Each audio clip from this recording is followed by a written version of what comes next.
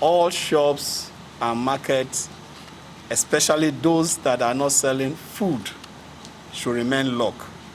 We want to reiterate that. And by tomorrow, we have asked the law enforcement agency to enforce this government directive of all of us sitting down at home and also not moving around. And we also discovered that most of the civil servants and most of those workers that we have asked to stay at home, they are moving about. That was not the intention. The intention is for you to stay at home.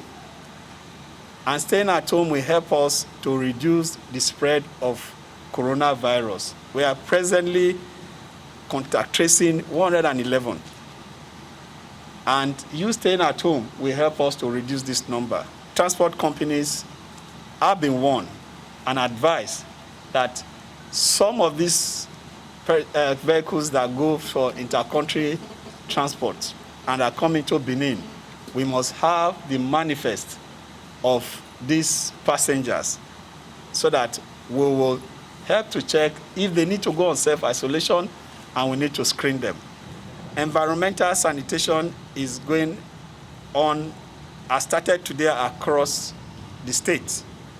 And you can see the truck, they will be going through all the streets in Edo State to fumigate all our streets and public places.